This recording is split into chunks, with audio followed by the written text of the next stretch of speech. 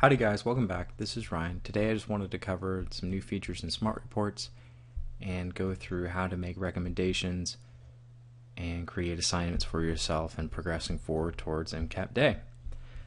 Now we have gone over before how to assess your Smart Reports and how to identify weaknesses in your past full length. What we're looking at right now is the physics section from a full length exam, and as we said before, what should you be working on after this full length in physics? Well, if I were to make recommendations to you, they should be relatively simple. The general rule is, if you got one wrong but there was only one question on the test, maybe it's not a weakness. But if you got 3 wrong and there were 6 questions on the test, it probably is. So if I were to make any recommendations based off of this exam, I would say your weaknesses include fluids and solids, perhaps electrostatics, and then maybe one of these other ones, maybe AC/DC circuits, periodic motion waves, and kinematics. Now, you and I both know that not every test is the same, and not every test covers the same topics in as much detail as another one. So today I wanted to talk about looking at multiple tests at a time, because now that you finish 3 or 4 full-length exams, you want to take some historical perspective as well as some current perspective in how you study for your next test. So run back up to your performance summary, go to the bar next to your full-length exam, and you can click on all. Now if you're doing the required full-length exams, you would see 1 through 5. I'm on the additional full-length exams on a sample account just to show you how it's done. So click on all, and as you can see, things have changed. We're now talking about 83 general chemistry questions and 71 physics questions, because what I'm covering are 3 full-length exams that have been completed in the additional full-lengths. For you, you'll be looking at perhaps 3 or 4 full-length exams worth of questions. So you have a better large sample sort of perspective on your progress, and this is a good thing. You should look at your previous test as where I am now, and you should take into consideration the topics that you're weak on that test. But I also want you to look at this all feature so you can get some historical perspective. Let's see how things might have changed. Fluids and solids was a weakness before. Let's see if fluids and solids is a weakness again. It appears so. Now there's only been 4 other questions on other exams, because the last time it was 11 and now it's 15, but we're still somewhere around 50%. We haven't improved our percentile too much, so I'd definitely say fluids and solids is a weakness. Something that showed up last time as I believe it was a 0 out of 1, now out of 3 tests, we have a 4 out of 12 on Newtonian mechanics. Definitely something that's a weakness. And units and kinematics, another one that was marked before, but it was 0 out of 1, and we would have blown it aside and said, maybe I'm good at it, maybe I'm not, I don't know. Now it definitely shows itself as a weakness. This test shows many, many weaknesses. If I were to give recommendations on topics that this sample test would need to be covered by, it'd be work and energy, units and kinematics, periodic motion and waves, and perhaps Newtonian mechanics and momentum. Now, why do I focus on these? These are fundamental physics. Yes, I do have some of the lowest percentiles here, but they are like the first 5 chapters of your review notes, so therefore they are very, very fundamental in understanding other concepts. They all kind of latch on to each other, and it'll be an easier read than trying to cover electrostatics in one chapter and then switching over to units kinematics. Units kinematics is foundational. Electrostatics is a little bit more advanced. Physics 1 class is obviously more basic compared to Physics 2 class.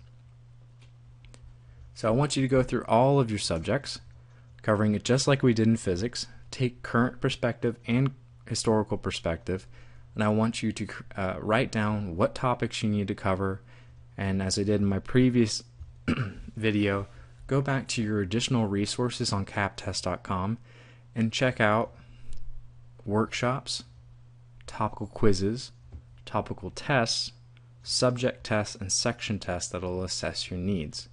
So from that full length 8, I took into account both historical and current perspective on the test and what I needed to work on. And I can see that Newtonian mechanics, periodic motion waves, momentum, perhaps electrostatics and fluid and solids were weaknesses, and I needed to work on it.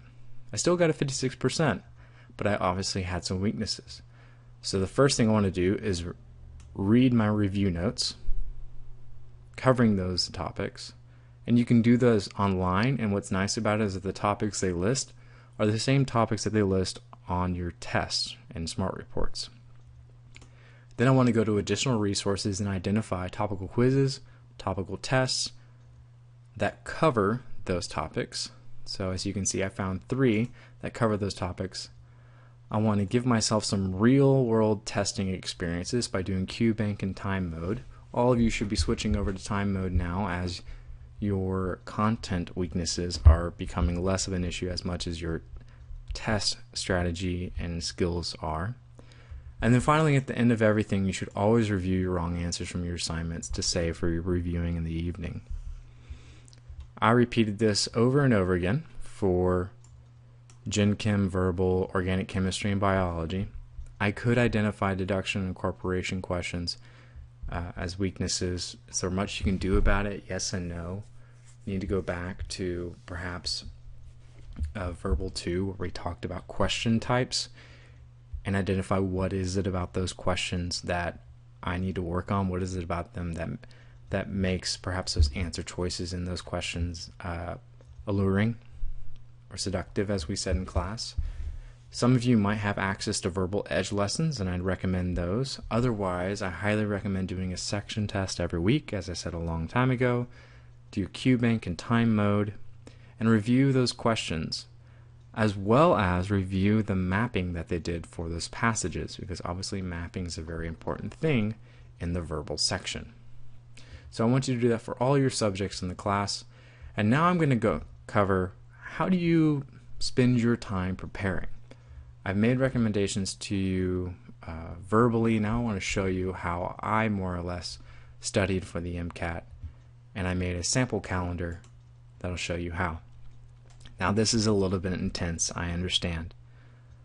It's not as color-coded or as pretty as I might have done my calendar, but I guess I'm just a little neurotic.